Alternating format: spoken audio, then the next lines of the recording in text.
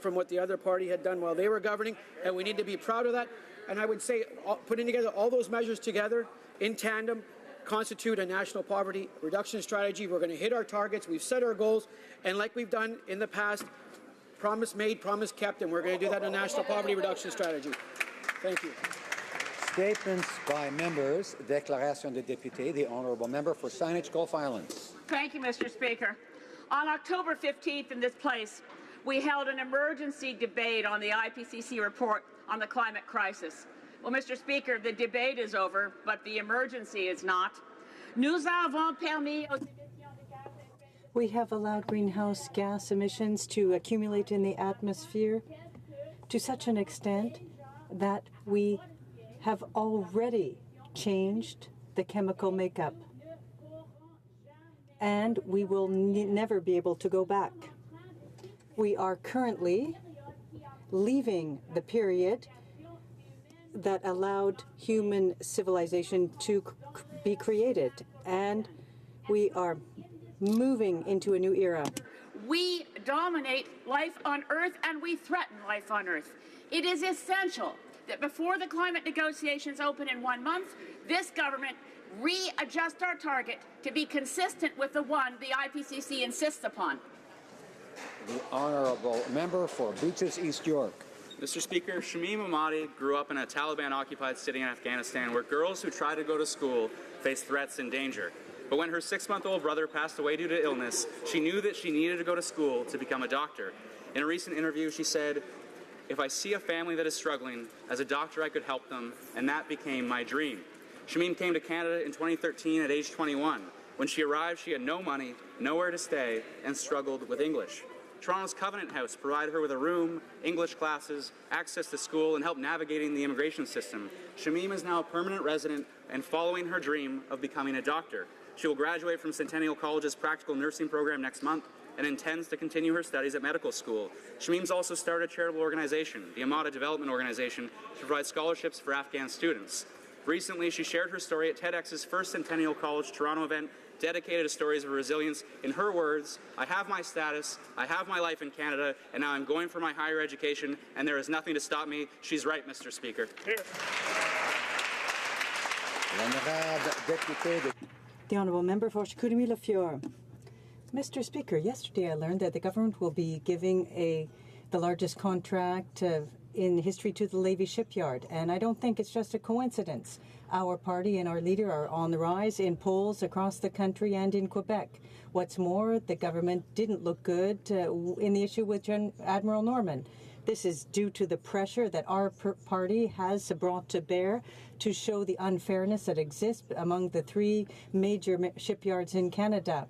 Only the Conservative Party can defend the interests of all Canadians and Quebecers. In passing, Mr. Speaker, in my riding, tomorrow the leader will be there, and the government, our leader will talk about repairs that are required.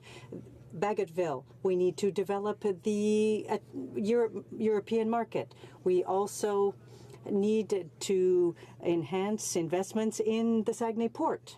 There are a lot of opportunities towards the north. The honourable member for Winnipeg North. Satrika, Mr. Speaker, the Manitoba Sikh Society for 50 years now has been meeting the spiritual needs of the people of Sikh faith from Winnipeg North and beyond. For me personally, I have been visiting the Sikh Society Gurdwara since 1988. The warmth, generosity, kindness, and friendship that I have witnessed firsthand is one of the reasons why I am still in politics today. The Sikh Society of Manitoba has done much more than just meet the spiritual needs of its congregation. It plays a critical role in advocating diversity, promoting cultural awareness, and harmony. The Gurdwara is responsible in many ways for not only supporting the growth of the community, but also ensuring a better understanding of Sikhism in the general population. I want to take this opportunity to thank the past and current leaders of the Sikh Society of Manitoba. The Society continues to build a better environment that goes far beyond North End Winnipeg. Thank you, Mr. Speaker. The honourable member for Edmonton Strathcona. Mr. Speaker, while Canadians have waited patiently for this government to act growing numbers of woodland caribou herds have declined from threatened to endangered status. The last remaining herds of mountain and woodland caribou in BC and Alberta are on the brink of extinction, a situation so dire, a judge called the federal minister's lack of action egregious. Federal law mandates the federal minister of environment to intervene where the provinces fail to take action to stop the degradation of critical habitat needed for survival of these iconic animals. Alberta has some of the most highly disturbed caribou ranges in Canada, with populations declining by 50% every 5 years. A growing number of caribou herds are now endangered. We are simply running out of time. Promised spending on future conservation just won't cut it. Canadians are calling on this Environment Minister to immediately issue a safety net order and save the endangered northwestern Alberta herds. A strategy is in the works to protect the critical habitat and maintain a viable economy in the region, but for the sake of the caribou, we need federal action now. The Honourable Member for Avignon, Métis, Matane, Matapédia. Well, thank you very much, Mr. Speaker. I have the great pleasure today to mark the 35th anniversary of CIE FM Radio. Well established in Baie des Chaleurs, CIE FM offers good quality local radio that has been reflecting people and their interests for over 3.5 decades. I want to congratulate everyone behind the radio who have kept it alive with passion and who continue to do so today. We can never say it enough. Local media is vital. Local radio stations are the anchor points in our communities and strongly contribute to their development. CIEU-FM is the proof of that. They play a key role in media diversity in the region and also in people's daily lives. To all the employees, directors, announcers, and listeners of CIEU-FM, I wish you a great 35th anniversary. Thank you, Mr. Speaker. Honourable Member for Brandon Souris. Mr. Speaker, in October, Brandon University, home of the Bobcats, celebrated its 50th anniversary. This milestone gave alumni and the entire community a wonderful opportunity to look back and reflect upon the importance of BU in Westman. Without a doubt, Brandon University has had a lasting and meaningful impact on the entire region. Countless students have received their education from BU and have gone on to become world-class researchers, teachers, musicians, doctors, entrepreneurs, athletes, lawyers, politicians, and much, much more. Henry Champ, Andy Murray, Walter Dinsdale, and even Manitoba's current Premier Brian Pallister all started at BU. I'm incredibly proud that BU is at the heart of our region, and the numbers speak for themselves. Not only has student enrollment grown by nearly 25% in the past 6 years, but hundreds of millions of dollars in economic impact are directly attributed to Brandon University every year. I know Brandon University will continue to prosper in years to come, and I will support them every step of the way as they write down the next chapter of the... The Honourable Member for Ottawa-Vanier. Thank you, Mr. Speaker. It is my honour to rise today to talk about one of the wonderful community partnerships we have in my riding of Ottawa-Vanier. Last night, the Vanier Community Association, along with the help of the Vanier Community Service Centre, Crime Stoppers, Loblaws, Partage Vanier, organized a fun-filled and safe Halloween fun zone for Vanier families. Le but est de promouvoir... The objective is to promote festivities safely in Vanier. In 2 different points in the neighborhood, they set up tents, organize games, and hand out candy. A petty bus to encourage families to trick-or-treat together in their own neighborhood. Volunteers of all ages work together to run the different activities and booths. Nous avons tous le droit. We all have the right to feel safe in our communities and our neighborhoods, and I want to congratulate the organizers of this initiative, which brings Vanier alive each year on Halloween. Thank you, Mr. Speaker. The Honourable Member for Glengarry Prescott Russell. Mr. Speaker, I want to thank and congratulate all the candidates who were elected on October 22nd during the municipal elections. I'm eager to work with them. Thank you to all those who had the courage to run, and thanks to the volunteers who worked so hard during the election campaign. Municipal election, some chose to retire. I would like to take this opportunity to highlight the career of my former principal, the Mayor of Champlain, Mr. Gary Barton. For 46 years, he served his community as councillor and later as mayor. Mr. Speaker, Mr. Barton achieved something that we can only dream of in this place, being acclaimed in our next election. Since becoming mayor, Mr. Barton was acclaimed time after time after time. This is a true testament and confidence that his community gave him as Mayor of Champlain.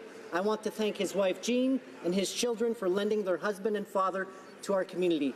Gary, enjoy a well-deserved retirement. The honourable member for Huron-Bruce. Thank you, Mr. Speaker. Forget about the Red Sox dynasty, the Yankees dynasty, the Astros dynasty. The true baseball dynasty in this country is right in Huron-Bruce. This year we had 4 provincial championship teams, first ever. The Exeter Express rookie ball team coached by Jeff Kerslake, John Brand, Derek Leaners, Brad Brown. The Clinton Mustangs Pee Wee Championship team coached by my old teammate Kevin Mead, Steve and Matt Langendoon, and Jeff Ryan. The King Cardinals won 2 championships this year, Mosquito and Bantam teams, coached by Mike Klein, Dwight Howell, Travis Van Gavel, Steve Trevally, Jeremy Quinlan, Art Houghton, Warren Beisel, and Jay Belzy Bell. I'd like to thank the parents and grandparents. You've raised tremendous young men, and we're so proud of them. They're doing a great job. Thanks to the municipalities, and thanks to Dan Cahoon, John Leppington, and Doc Miller, who kept the lights on our ball diamonds in those lean years. The honourable member for London North Centre. Mr. Speaker, as members of Parliament, we all agree that to carry out our roles, we must lean on our personal staff for their support and for their expertise. I know every MP has a highly capable team working tirelessly to help those that we represent. In our London Community Office, I want to thank Ryan Goss, Heather Marshall, Josh Chadwick, and Ali Beers for everything that they've done and continue to do. Though I'm unable to mention everyone, I also want to highlight those here on the Hill who help us do our jobs as well. To our committee coordinator Melanie and her staff, House and Votes coordinator Natalie, and our lobby general Patrick, and members statement coordinator Evelyn, I say thank you. To the staff that help us liaise with ministries, in my case the Ontario desks, I say thank you. To Jamie Kippen in the Prime Minister's office, I say thank you. And to our committee analysts, clerks, support staff, and pages, I say thank you. Without the efforts of many, we would be unable to do our jobs effectively. Thank you very much, Mr. Speaker. The honourable member for Calgary Centre. With 32 chapters across the country, the YWCA is working to empower women and girls. I'm especially excited to have the YWCA from Banff and Calgary here with us today. After 44 years in downtown Calgary, the YW is building a new home in Inglewood with our government's help. It will include a supportive transitional shelter with 100 spaces for women and their children. There is also the Banff YW Courtyard Project, which was funded by our government as well. It will provide affordable rental housing for 78 at-risk women. With a combined investment of $7.3 million from the National Housing Strategy into these affordable housing projects, our federal Liberal government is proud to support the YW, and we commend their leadership in helping vulnerable women and families find a safe place to live. Bravo. The honourable member for Peace River Westlaw. Mr. Speaker, for 3 years, Canadians have seen sunny ways turned into stormy days, pipelines into pipe dreams, and families burdened with tax after tax after tax. But there's still hope. With the election less than a year away, Canadians are seeing the potential of a country that is unapologetic about who they are, a country united in purpose. 1 year from now, Canadians will have a chance to elect a new Prime Minister who will bring forth a positive vision of freedom, unity, and prosperity. These ideals have inspired millions of people to come to this country. Our leader will not give ground to those who want to threaten our freedom of speech or our freedom of conscience, but will stand for the ideas that caused millions of Canadians to seek a new life in Canada. Mr. Speaker, I and millions of Canadians look forward to 2019 when we can build a Canada where taxes are low, government is limited, opportunity is unlimited, freedom is celebrated, and people are put first. God, keep our land glorious and free. The Honourable Member for Saint-Boniface Saint-Vital. Mr. Speaker. First time in nearly a year and a half, the sound of a train whistle blew into the town of Churchill.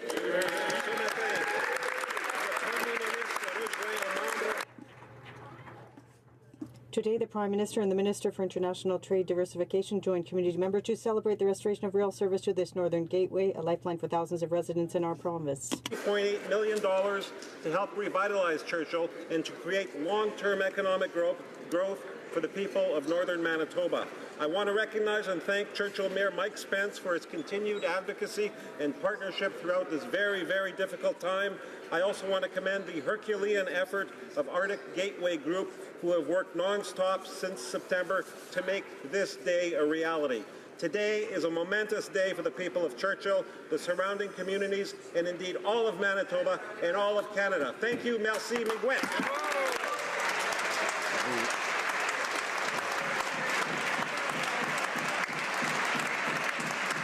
Honourable Member for Hamilton Mountain. Mr. Speaker, this week we welcome a delegation of 23 steelworkers to Ottawa to lobby members of Parliament about changing Canada's inadequate bankruptcy and solvency laws. This is their second visit this year, and I know they are anxious for the government to take action as soon as possible, and certainly before the next election. We all know there is a problem with workers losing pension and health care benefits as a result of bankruptcy. What is happening to Sears workers has created a national discussion. The fact there are 4 parliamentary bills addressing the issue underscores the importance of the issue for Canadian workers. I know steelworkers from my community of Hamilton are hoping their Liberal members of Parliament will finally act after 3 years of doing nothing, especially since the Prime Minister came to Hamilton during the election and promised to use all the tools in the toolbox to fix the problem. I ask our Liberal Hamilton MPs to act and keep their promises. Hopefully they will be able to explain their inactions to the steelworkers they claim to represent. Thank you, Mr. Speaker. Another member for Bruce Grey, Owen Sound. Mr. Speaker, firearms owners across the country are gearing up to head out to the bush for deer season. Unfortunately, while these responsible firearms owners have their sights set on the perfect buck, this Liberal government has their sights set on them. Bill C-71 fails in every respect. It does nothing to address illegal firearms ownership or gun and gang crime, but will make those that already own firearms jump through even more hoops. The word gang is not even mentioned in the bill. Law-abiding firearms owners are concerned that measures in C-71 will create the necessary conditions to start up a new long gun registry. Mr. Speaker, instead of drawing a target on the backs of those that follow the law, this government needs to start going after the thugs and criminals that obtain firearms illegally. Criminals do not apply to own a firearm. If the Liberals got off their high horses, climbed down out of their ivory towers, and climbed into a deer stand like I'm going to do, maybe they'd understand what I'm talking about.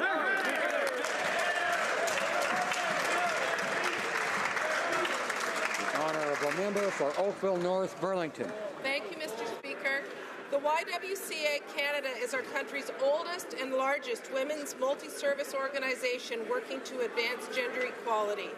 Today, YWCA leaders from across Canada are in Ottawa for the second annual YWCA Canada Day on the Hill, and I had the pleasure to meet with the delegation earlier today to discuss how we can work together to improve the lives of women and girls across the country by addressing gender-based violence, gender equality, and homelessness. YWCA Canada creates safe, affordable housing and emergency shelter and supportive programs for women and girls, as well as providing childcare, skills training, and so much more. Locally, the YWCA Hamilton knows that investments in women's economic security is good for everyone. I also applaud their leadership on bringing attention to the connection between firearms and domestic violence, because to quote the YWCA Toronto, gun control saves women's lives. Thank you to the YWCA Canada for their essential work they do to support women and girls.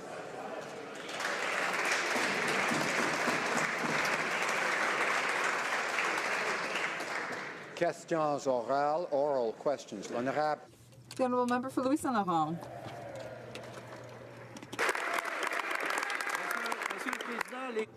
Mr. Speaker, Canadians are outraged, and rightly so. Statistics Canada wants to look into honest Canadians' banking records.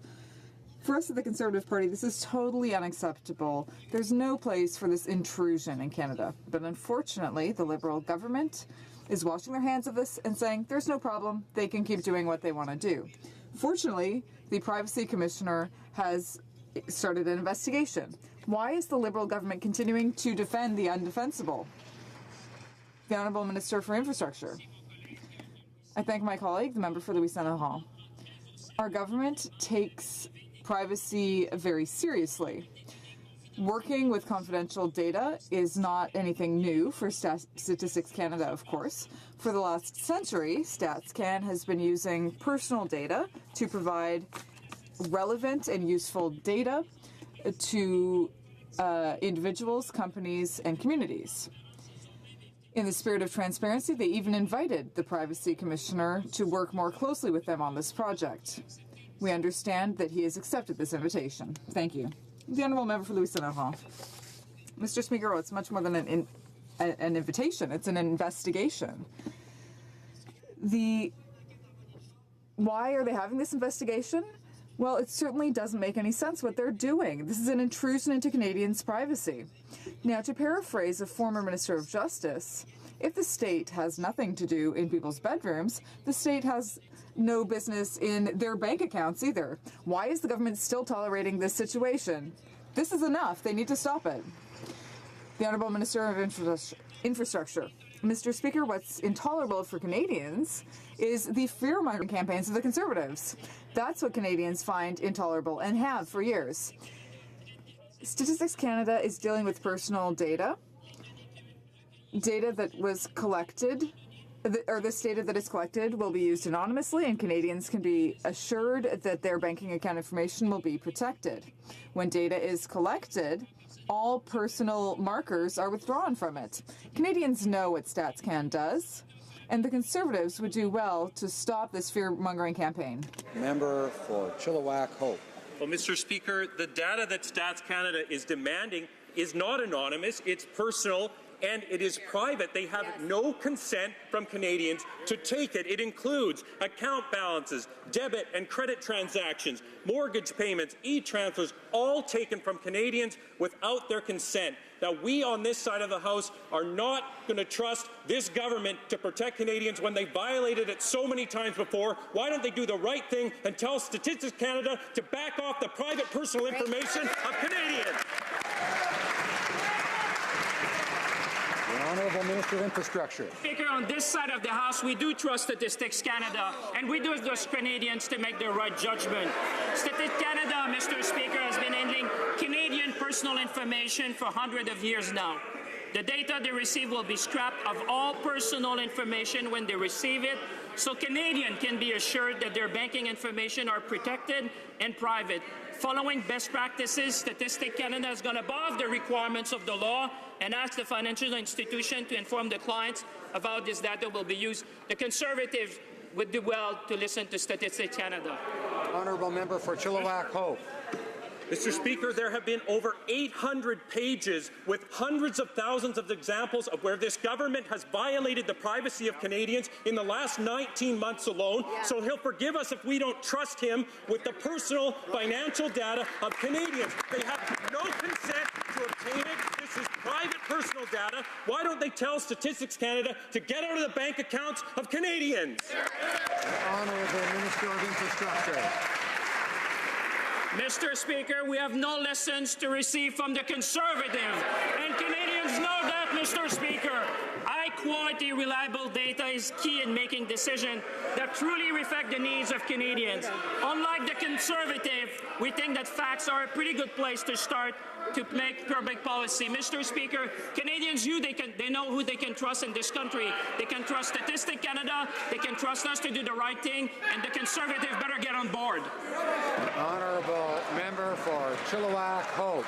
Order. Mr. Speaker, this government seems to have a problem with understanding the concept of consent. They do not have it in this case. They don't have the right to the personal data of Canadians. They have violated the privacy of Canadians hundreds of thousands of times in the last 19 months alone. Why don't they listen to Canadians who are outraged by this personal violation? Stop Stats Canada from accessing their financial data and do it today. The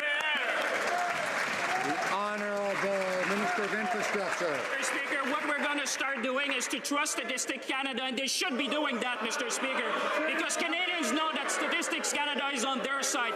Mr. Speaker, we know that data is a good good place to start to make policy decision in this country. And I think Canadians told that to the Conservative the last election, Mr. Speaker.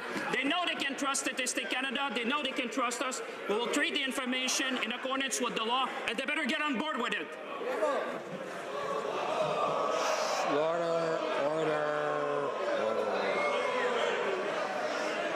Order.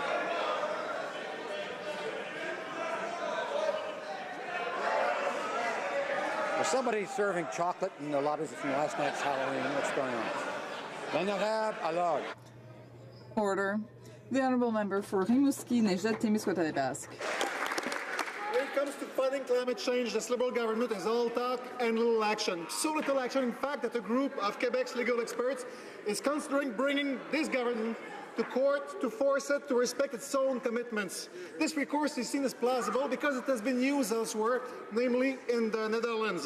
In a court ruling, the Dutch government is now under obligation to implement a GHG reduction plan. Will the Liberals stop producing so much hot air about climate change, or will they wait for the legal experts to force them to do it? The Honourable Minister of Intergovernmental Affairs. Mr. Speaker, I think some colleagues will agree it's not in this part of the House of Commons that there's hot air being produced with respect to climate change. Mr. Speaker, what our government is doing is putting forward a real plan that will make a real difference in the global fight against climate change. We've said in the 2015 election, Mr. Speaker, we would have a plan, something the Conservatives don't have. We said, Mr. Speaker, we would put a price on pollution and make the Canadian economy more competitive and create jobs for middle-class Canadians. That's exactly what our government is doing. The Honourable Member for Rimouski, Nejet, Témiscouata-les-Basques. Well, if they're so serious, Mr. Speaker, why are they still using Stephen Harper's inadequate targets which they're even going to miss? These failures have consequences. Over the last 25 years, the Earth's oceans have absorbed 60% more heat than scientists initially thought. Mr. Speaker, this means that climate warming is further advanced than we thought. It also means that in the Antarctic, Pine Island Glacier lost a section of ice that was 300 kilometers square in area. That's 5 times the size of Manhattan. Why are the Liberals refusing to change their game plan, which clearly isn't working? The Honourable Minister for Intergovernmental Affairs. Mr. Speaker, it won't be a surprise to you, I'm sure, that I do not share the pessimism of our honourable colleague. As we've always said, our government takes the issue of climate change very seriously, something that the Conservative Party obviously isn't interested in doing. We have a plan. We have a plan to make polluters pay. And at the same time, it is a plan that will ensure the competitiveness of the Canadian economy, job creation for Canadians, and we're continuing with that plan. Strathcona. Mr. Speaker, Canadians grow increasingly fearful of daily reports that impacts of climate change are worsening beyond what scientists have predicted, that our oceans have absorbed 60% more heat than predicted, that the Arctic is melting at a frighteningly rapid rate, that we can expect worsening floods and drought. Pressure is building for measures to hold our governments accountable. Today I tabled a motion to legally enact binding greenhouse gas targets, impose a duty to act, and measures to ensure improved accountability and transparency for federal action to mitigate climate change. Will this government support my motion, M204? The Honourable Minister of Intergovernmental Affairs. Mr. Speaker, I do share our honourable colleague's sense of urgency in terms of the fight against climate change. She correctly identified a series of global phenomena that all Canadians are concerned about and have asked their governments to take seriously. They asked their governments to act in a serious way to ensure that we have a plan to fight climate change. Mr. Speaker, we think an essential element of that plan is not to make pollution free, something the Conservatives think would be a key part of a plan. Mr. Speaker, we'll make the Canadian economy more competitive and fight climate change at the same time. The Honourable Member for Rosemont-la-Petite-Patrie. Mr. Speaker, we've learned today that cleaning up the mess and waste from the oil sands will cost us at least $260 billion. That's billion. That's a hefty bill for pollution. In the Netherlands, the courts forced the government to step up its efforts against climate change. Legal experts in Quebec want to do the same thing and take the Canadian government to court. When you have to take the Liberals to court to get them to take real steps to fight climate change, things must be pretty bad. Is that what the Liberals are waiting for, to be taken to court? The Honourable Minister for Intergovernmental Affairs. On the contrary, Mr. Speaker, for the last few years, in fact, even before that anyone was threatening lawsuits, we've shown that we would take climate change seriously. We have a plan that Canadians understand and that they know will make a real difference in the fight against climate change. I would remind my honourable colleague that the province of Quebec, his province, is a leader in the fight against climate change and has been for a very long time. They also have one of the most competitive economies in Canada. Central Okanagan's Milkmean Nicolai. Mr. Speaker, the Liberals are refusing to listen to Canadians who are outraged that the government is engaged in unauthorized surveillance of their every financial transaction. Even if the government could guarantee that this data could not fall into the hands of hackers, which they can't, it would still be an abuse of power to collect it. Now, this is about the principle that the state doesn't get to monitor everything that people do. Why are the Liberals so out of touch, Mr. Speaker, and when will they put a halt to this unwarranted this surveillance, Mr. Speaker? It's important to Canadians. When? Honourable Parliamentary Secretary to the Minister of Innovation. Mr. Speaker, let's be very clear on this matter. The information Statistics Canada wishes to study is entirely within Section 13 of the Statistics Act. And how many times, Mr. Speaker, did Statistics Canada use this section when these very same Conservatives were in power? Not once, Mr. Speaker, not twice, not even a dozen times, but 84 times, Mr. Speaker. In fact, Mr. Speaker, in 2008, a major credit card agency signed an agreement with StatsCan to provide this type of financial data for statistical purposes. Mr. Speaker, we trust Statistics Canada. We trust their ability to... Honourable Member for Central Okanagan. Mr. Speaker, we're talking about millions of transactions that could affect potentially millions of Canadians that we don't know. It could be me, it could be you, Mr. Speaker. Now, George Orwell wrote 1984 as a warning, not as a roadmap. Canadians deserve to be free to live their lives without the state monitoring every single purchase they make. Now, the Canadian people are quite concerned that every time they will spend money, it will be documented and tracked by the state. Will this government end this unauthorized surveillance of Canadians, Mr. Speaker? Honourable Parliamentary Secretary. Mr. Speaker, enough of this fear-mongering from the Conservatives. Statistics Canada is a respected agency. It's respected in Canada and around the world. The data that they receive, Mr. Speaker, will be scrubbed so that all of the personal information from it will be removed before it is made in any way available, compiled, etc., for the use of governments, of Canadians, of businesses, of small businesses across Canada. Mr. Speaker, following best practices, Statistics Canada has gone above and beyond the requirements, and they have consulted the Privacy Commissioner and are going to work with him to make sure that the interests of Canadians are not breached. The Honourable Member for Beauport, Côte de Beaupré, Île d'Orléans, Charlevoix.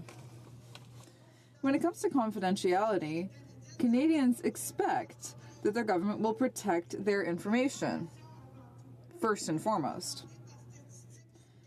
The data requested by Statistics Canada is not anonymous, it's private and personal. But Statistics Canada is asking for it without anyone's consent. Why is the party across the way trying to get Canadians' information on their financial transactions without their consent? The Honourable Parliamentary Secretary. Mr. Speaker, as I just said in English, the information that Statistics Canada wants to study falls under Section 13 of the Statistics Act. Personal information, the personal information that will be studied and collected by StatsCan, will be scrubbed, Mr. Speaker, and rendered anonymous. So the government will not have access to personal information.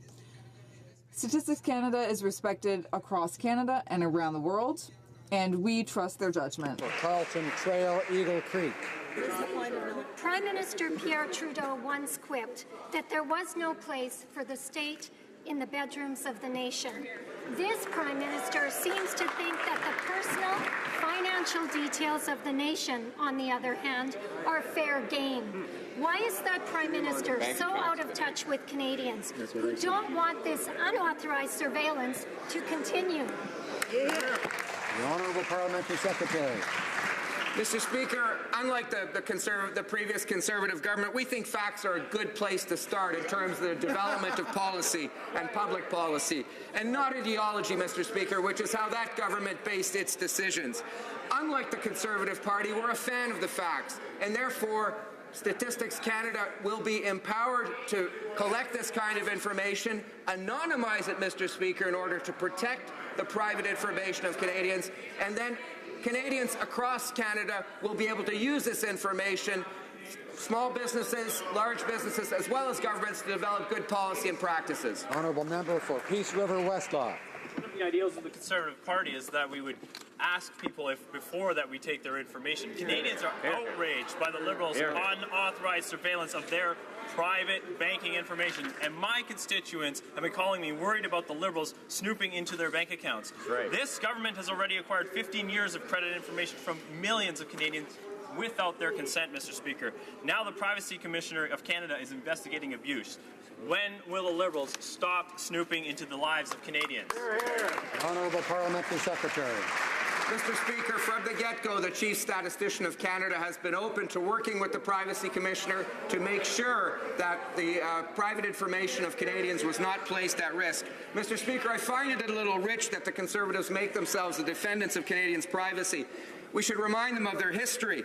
They're the same Conservative Party that were forced to back down when they, not Statistics Canada, Mr. Speaker, their government went after Canadians' personal information online. This is the same Conservative Party that leaked medical information of a veteran Canadian. Enough of this fake outrage, Mr. Speaker. The Honourable Member for Calgary Signal Hill. Mr. Speaker, when I heard on the news on the weekend about this stats scam, I thought this just can't be true, Mr. Speaker, because we live in Canada, not the Soviet Union. But after listening to the minister responsible for the gulag over there, Mr. Speaker, I'm not so sure we're not in the Soviet Union. Now, this minister just said here today that Canadians better get on board. So I'll tell you what, Mr. Speaker, yesterday I surveyed my constituents. In one day, over 1,000 responses. And you know what they said? 98% of them said, get out of my life, not get on board. So I'd like to ask the minister. The Honourable Parliamentary Secretary.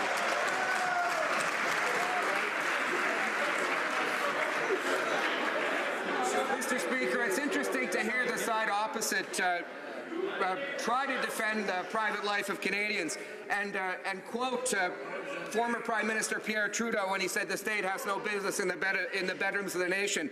It's unfortunate that many people in their party still disagree with that today.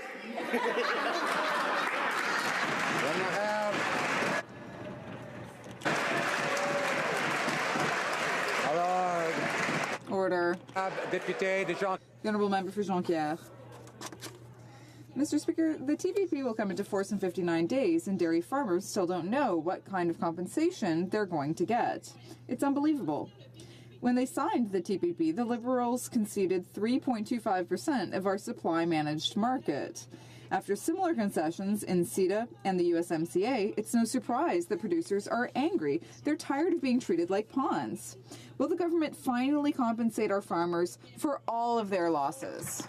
Well, Minister of Agriculture. Mr. Speaker, and I appreciate my honourable colleague's question. We understand there will be an impact on farmers, and we're committed to fully and fairly supporting them and to make sure that they succeed. We are forming working groups with the dairy producers and processors, poultry and egg producers and processors. Together, we will help our supply management farmers and processors innovate, grow, and remain competitive for generations to come. Mr. Speaker, we have and will continue to support the agricultural sector and the supply management sector. Honourable member for Berthier-Masquinongé. 3 times the Liberals had a chance to protect supply management, and guess what? 3 times they failed. The Liberals had signed deals that opened up more than 10% of our dairy market. The effects of these policies are hard, and they hurt families. Hardworking families are feeling betrayed by the Liberals. The Liberals have used our supply-managed farms as a bargaining chip in trade negotiations, and we must know more about this, Mr. Speaker. Can the Vice Chair of the Agriculture Committee tell the House whether the TPP and the lack of compensation for farmers will be on the agenda in the next coming days? Thank you, Mr. Speaker. Just a minute.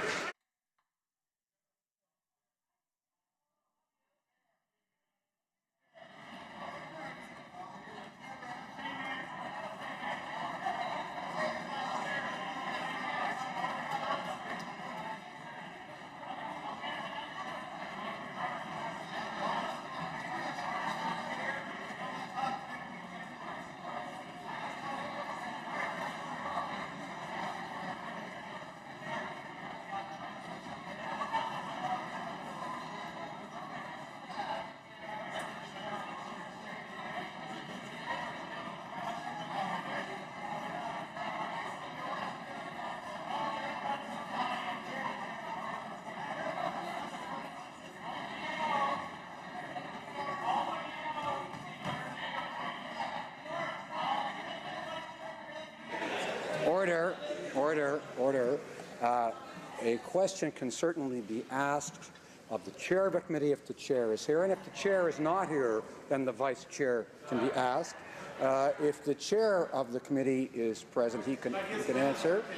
If not, then we'll go to the honourable member for Calgary.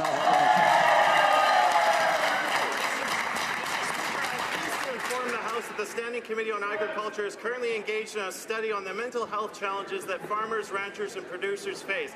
During the course of that study, we have heard repeated testimony from supply-managed farmers about the mental health challenges they're facing because of trade deals. The TPP comes into force 59 days from now, yet the Liberals have not introduced a compensation plan for losses in the supply-managed sector. Mr. Speaker, our farmers, ranchers, and producers... Order. The honourable member knows that the comments from a vice chair should be on the agenda. That can be what can be talked about by a chair or vice chair in the House.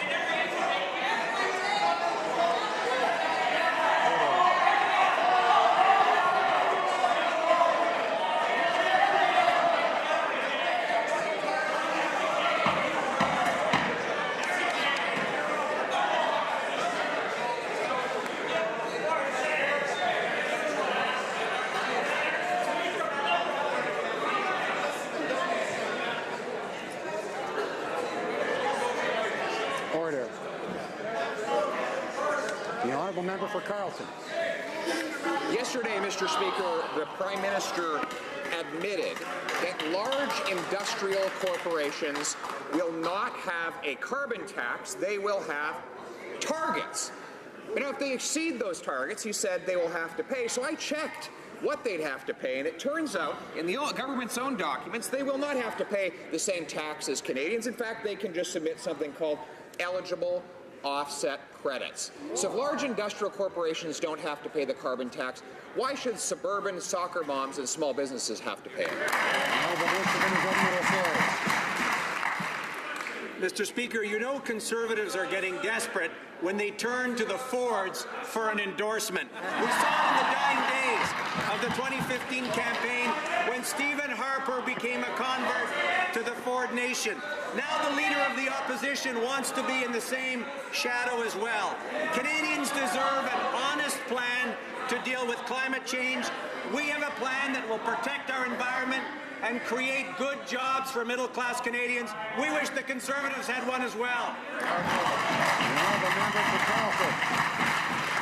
Well, the question was about the carbon tax. The government has released documents that show that industrial facilities that emit more than 50,000 tons of carbon dioxide and other greenhouse gases will be exempt from the carbon tax. If the carbon tax really was about saving the world, you presume the largest industrial emitters of carbon would have to pay it. But so the question again, why should small businesses and suburban soccer moms pay it if large emitters don't have to? Mr. Speaker, we saw yesterday another example of what Conservative leaders do when they're in dire straits. They beg for an endorsement from the Fords. We remember Stephen Harper in the dying days of the 2015 election with a fake cash register at an event with the Fords. Now the current leader, Mr. Speaker, appears to also be taking orders from Premier Ford to ensure that there's no plan to deal with climate change and no plan to make the Canadian economy more competitive. That's not something, Mr. Speaker, that this government will do. The honourable member for Carleton. No, what this government will do is charge a new exorbitant tax on small businesses, suburban commuters, and soccer moms while giving an exemption to large industrial facilities that emit more than 50,000 tons of greenhouse gases. Now, they say the only way to save the world from climate change is a tax, yet they're exempting the largest industrial emitters of greenhouse gases. So again, if they're going to exempt the big corporations, why don't they exempt families and small businesses too? Honourable Parliamentary Secretary to the Minister of Environment.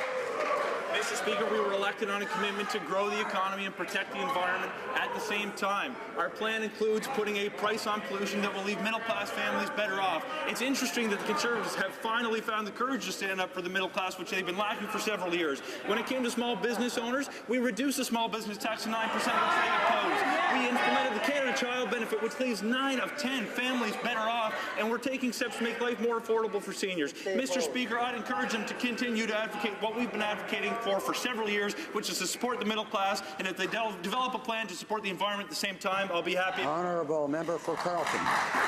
Well, that's the same question 3 times in a row, and 3 times they've scattered off running to every other subject conceivable. They cannot explain why large industrial emitters, the largest that emit more than 50,000 tons of greenhouse gases, don't have to pay the carbon tax at all, when the tax is supposed to be about reducing emissions. Only suburban soccer moms, small businesses, and seniors have to pay it. Why? Parliamentary Secretary. Mr. Speaker, with respect, the honourable member is distorting the facts. Our plan to protect the environment includes putting a price on pollution, including a price for heavy emitters. We also know, not only from our government, but from folks like Stephen Harper's former Director of Policy, that middle-class families will be better off as a result of this plan. In fact, Doug Ford's chief budget advisor confirmed 2 years ago before the Senate that, in fact, the single most important thing we can do to transition to a low-carbon economy is to put a price on pollution. I suggest that the Conservatives actually take his advice. Their only plan when they were in government was to plunge us into a recession, and they liked it so much they tried it twice.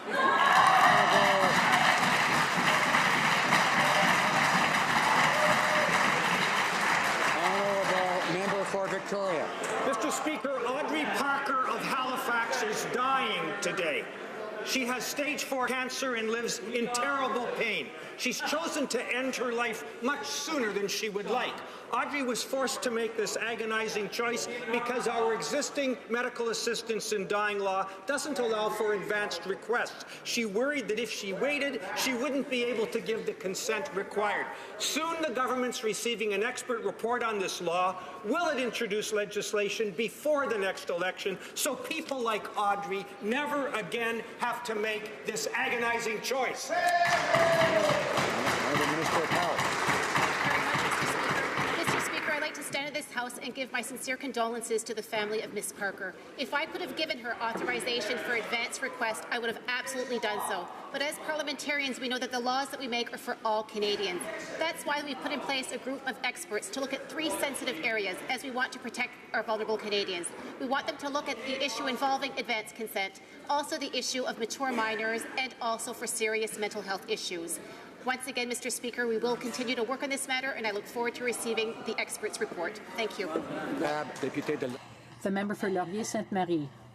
Mr. Speaker, as with the NDP, Amnesty International, Oxfam, and several other organizations have asked the government to immediately cease selling weapons to Saudi Arabia. The Liberals have been repeating for years that they are deeply concerned, that they are following the situation closely, but Canadians are sick and tired of waiting. We cannot put a price on human rights. So will the government finally walk the talk and suspend the sale of weapons to Saudi Arabia? The Honourable Parliamentary Secretary. Mr. Speaker, Canadians expect that our exports are not used to violate human rights. This is why our government is committed to a stronger and rigorous arms export system, and we are reviewing our export permits to Saudi Arabia.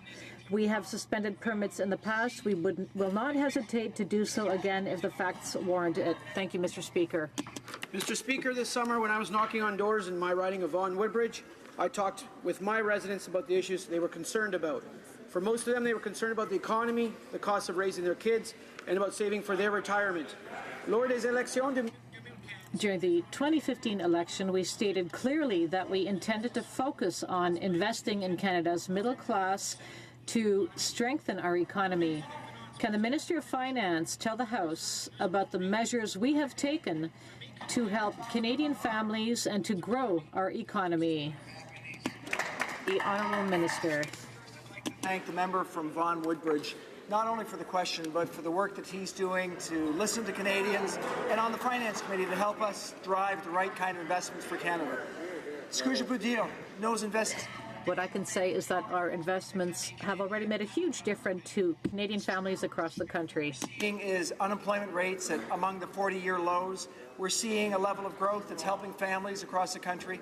And importantly, for constituents in Vaughan Woodbridge and across the country, we're going to see $2,000 more in their pockets in 2019 versus what they had in 2015. A really important difference for middle-class Canadians. The member for Charlebourg-Saint-Charles. Mr. Speaker, the Prime Minister loves making good news announcements, but he never talks about the details. He's got a new immigration plan, but he forgot to consult and provide additional resources to CBSA agents whose workload is increasing because of irregular arrivals. Shouldn't the problem be solved?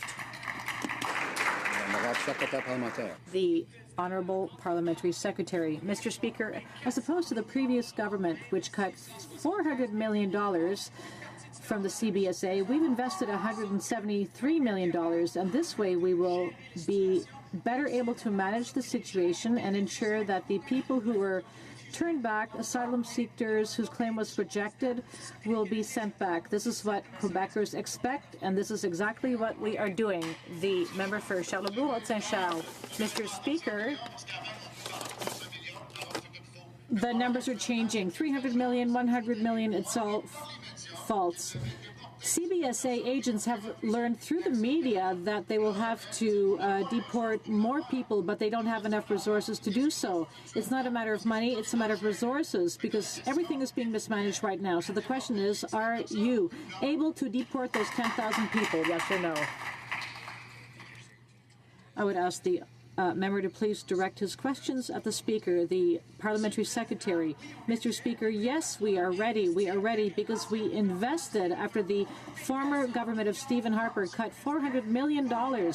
Yes, we are able to manage the situation. We've put the money in place. There are people working hard on the border to manage the irregular migrants, and they are able to do their work, these guards, thanks to our investments. Spending, Mr. Speaker. After spending hundreds of millions of Canadian tax dollars on processing and prioritizing things like work permits for people who illegally entered Canada after reaching the safety of upstate New York, today the Prime Minister announced that he was starting a taxpayer-funded propaganda campaign to moralize with his false sanctimony to Canadians who oppose his failed immigration policies.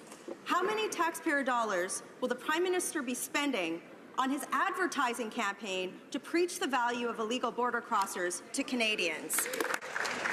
Honourable Parliamentary Secretary.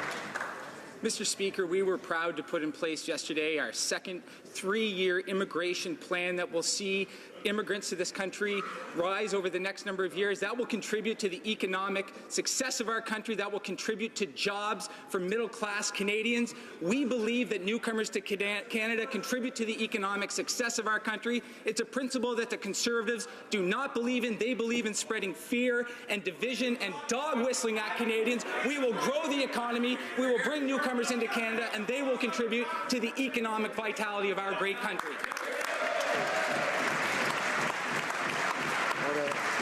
Honourable member for Calgary-Nose Hill. The best way to build support for immigration in Canada is to fix the system that this Prime Minister has broken. To build support for immigration, the Prime Minister should close the loophole in the Safe Third Country Agreement instead of spending $50 million to foot the hotel bills of illegal border crossers. Why is the Prime Minister adding insult to injury by spending taxpayer dollars to tell Canadians that illegal border crossing is okay instead of preventing the abuse of Canada's asylum system? Parliamentary Secretary to Minister of Immigration.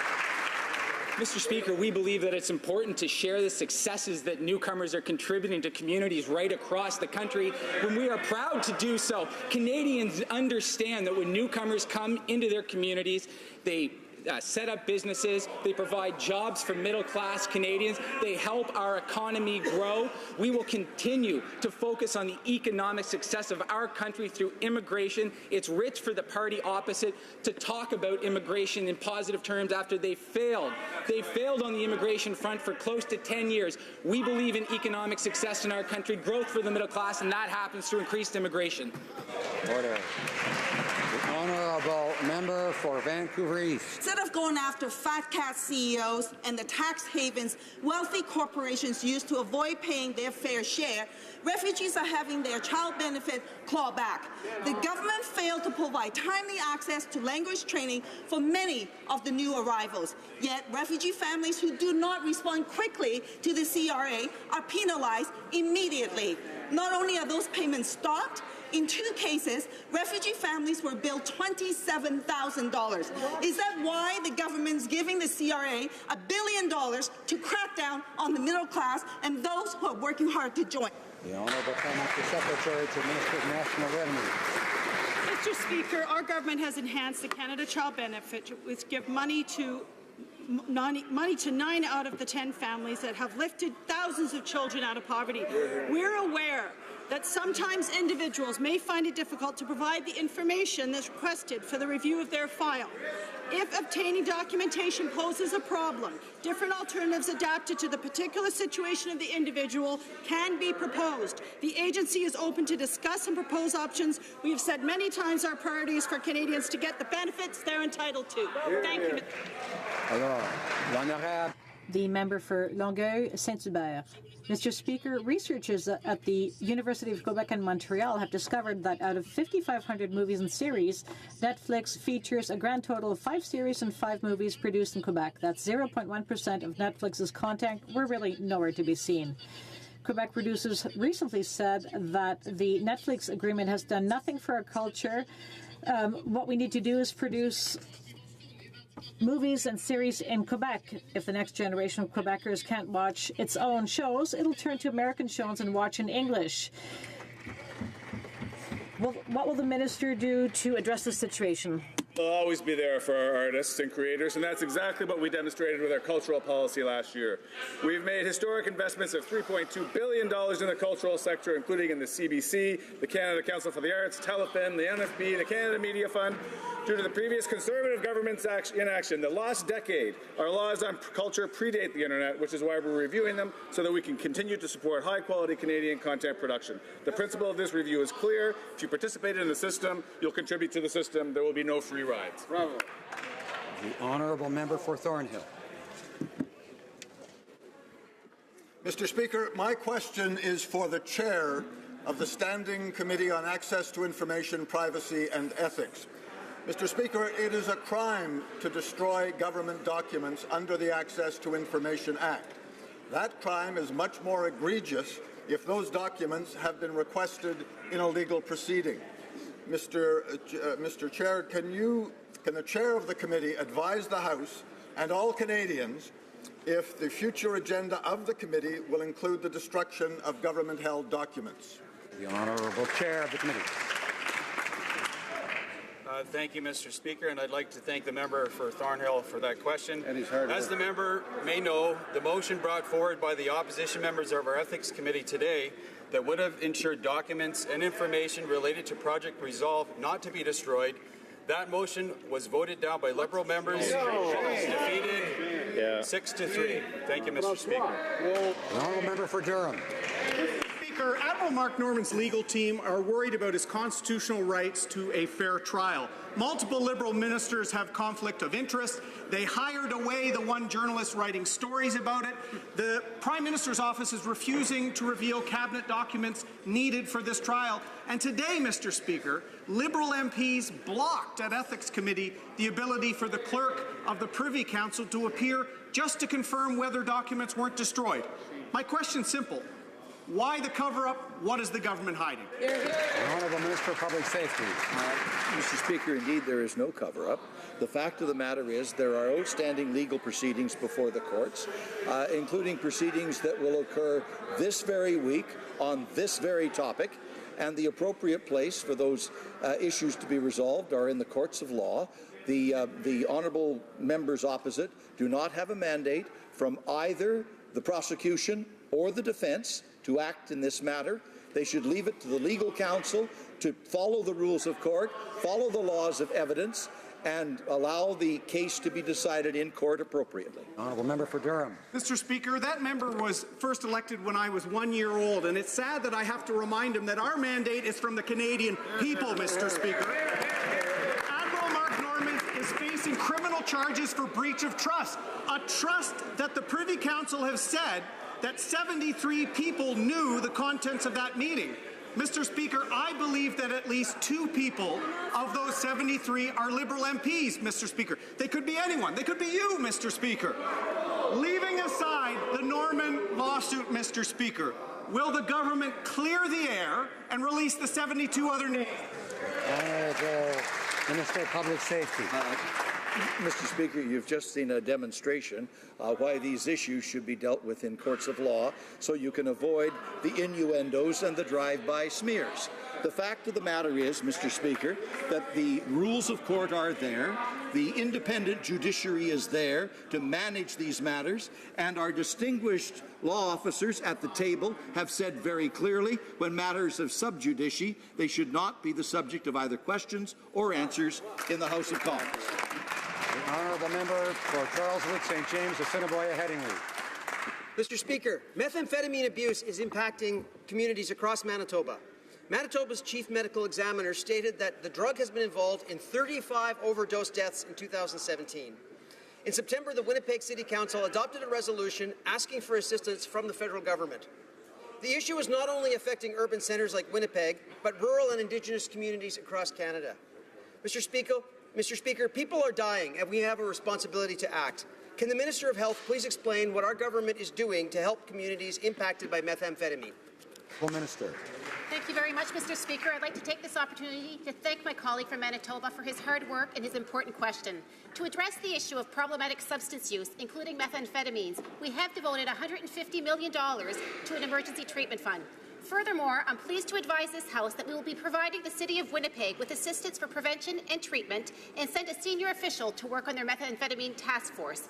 We will keep working to remove barriers to treatment and ensure that all Canadians struggling with problematic substance use get the help that they need. Thank you, Mr. Speaker. Honourable Member for Parry Sound, Muskoka. Mr. Speaker, the Liberals are failing again. They are watering down sentences for crimes such as administering date-rape drugs, abducting children, impaired driving causing bodily harm, and selling young women and men into sexual slavery. Now, Conservatives called for over 100 amendments to clean up the government's deeply flawed Omnibus Bill C-75, but the Liberals weren't listening. Does the minister really believe that Canadians want sex traffickers and kidnappers to have lesser sentences? Honourable Minister of Justice. Well, thank you, Mr. Speaker. I have to say from the outset that I completely reject the characterization of the members opposite on Bill C-75, which is a comprehensive bill that seeks to address delays in the criminal justice system. There is nothing in this piece of legislation that reduces sentences. There's nothing that changes the principles around sentencing, which take into account the gravity of the offense and the proportion responsibility of an offender. We are not lowering sentences. We are providing prosecutors with the necessary discretion that they need to move forward in the appropriate way given the circumstances of the particular case. Honourable member for London Fanshawe. Forced overtime at Canada Post means increased hours and longer delivery routes that take a toll on worker health and safety, and families suffer. Because of the corporation's inflexibility, CUPW is pushing back against unsafe and unhealthy working conditions. Effective today, the union has declared a national ban on overtime. Workers understand that self-care benefits them, their families, the corporation, and its customers. Why doesn't Canada Post get it? And when will this government secure a fair contract that values workers? The Honourable Minister of Public, Honourable Parliament, the Secretary for Employment. Mr. Speaker, our government believes in the collective bargaining process. Our mediators have been on the ground. The minister has been in contact with both sides. We continue to hope that the two groups come together with a final outcome, but certainly I would hope that my colleague from the NDP would understand that it's not the place of the Government of Canada to put their thumb on the scale when it comes to contract negotiations. The Honourable Member for Ottawa West Nepean. Mr. Speaker, today is the YWCA Day on the Hill. The YWCA is the country's oldest and largest women's multi-service organization, with 32 associations operating in more than 400 communities across Canada. The organization provides programs and services to women and their families in response to community needs. What is this government doing to support organizations like the YMCA who work to remove barriers for women across the country? The Honourable Minister from Ottawa West Nepean for her tireless efforts to advance equality in Canada and abroad. And Mr. Speaker, last year, YWCAs came to Parliament Hill for the first time ever for their lobbying efforts. They asked for a carve-out of the National Housing Strategy. Our government listened. This year, we welcomed them with an announcement of an investment over $1.25 million for 10 YWCAs in Canada to support women working hard to join the middle class. Mr. Speaker, on behalf of the Prime Minister and parliamentarians, I extend my deepest gratitudes to leaders from the YWCA, and I wish them another successful day on the Hill. Honourable Member for Lakeland. Mr. Speaker, under Conservatives, 4 major new pipelines with access to new markets were approved and built with no tax dollars. These Liberals already killed 2 export pipelines. Their failures have not added a single new centimetre, and their Bill C-69 will ensure there will be none in the future. 35 Indigenous communities now join provinces and industry to oppose the Liberals' No More Pipelines Bill C-69. They say it'll, quote, have an enormous and devastating impact on the ability of First Nations to cultivate or develop economic development opportunities in their traditional territories. Will Liberals scrap Bill C-69? Honourable Parliamentary Secretary. Mr. Speaker, after 10 years of inaction under the Harper Conservatives, 99% of our oil exports were still sold to the United States. They don't even want to negotiate with our First Nations. They have no respect for the environment. We will take no lessons from them on how to move our major projects forward. This 69 provides a path forward and a certainty that business owners need. The mining sector is on board. The forestry sector is on board. We must move forward responsibly. Merci, Mr. Président. The member for La Pointe de l'Île. Mr. Speaker, a month ago today, Quebecers chose a new government which committed to reducing immigration levels in order to better integrate newcomers. Let me quote Premier Legault, "We will welcome thousands of immigrants each year, but we'll do so with a focus on integration. We'll take in fewer, but we'll take care of them." So what did the Minister of Immigration have in mind when he unilaterally announced that Quebec would have to take in 70,000 newcomers to Quebec? The Minister for Intergovernmental Affairs. Mr. Speaker, I would like to thank our honourable colleague for his question. Our government is looking forward to working with the new Quebec government on issues as important as immigration and how to help Quebec continue to prosper. I, in fact, just had a brief conversation with the new Minister, Simon Jolin Barrette, and I'm looking forward to meeting with the new minister in the coming days. And it's the same with my colleagues in Cabinet. We're looking forward to working with the government of Quebec. The member for Mirabel. What an empty response. Mr. Speaker, we know that the Minister of Immigration is not familiar with the reality in Quebec. We want to integrate newcomers. We don't want to just tolerate them. We want to welcome them. And to do that, we need to be able to teach them our language and our way of life. The minister announced numbers without taking into account the reality on the ground. So will the minister listen to Quebec before setting levels for Quebec? The Minister of Intergovernmental Affairs. Mr. Speaker, I find it unfortunate that my colleague finds I gave an empty answer when I said we want to work with the government of Quebec. I'm surprised to hear those words coming from that corner of the House of Commons. Thank you, Mr. Speaker. My question is for the Minister of Families, Children and Social Development.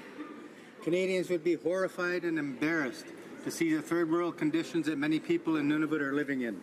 Our housing shortage has reached a crisis point. Overcrowding is contributing to high rates of youth suicide and tuberculosis. The housing allocation in the last budget doesn't even begin to address the current crisis or meet annual forced growth. Will the minister immediately increase funding to alleviate this crisis and work with the government of Nunavut on an appropriate allocation for the 2019 budget? Thank you, Mr. Speaker. The Honourable Minister of Social Development. Speaker, I would like to thank the member for Nunavut for his heartfelt question.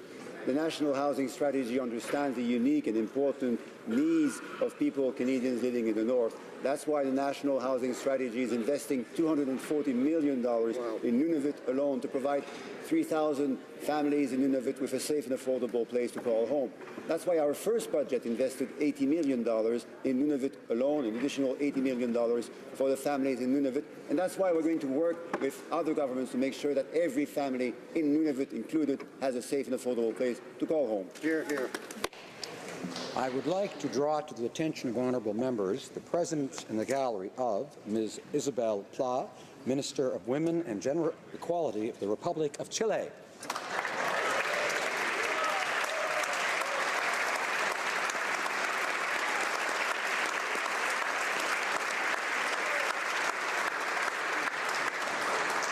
I would also like to draw to the attention of honourable members the presence in the gallery of the Honourable Heath MacDonald, Minister of Finance for the province of Prince Edward Island.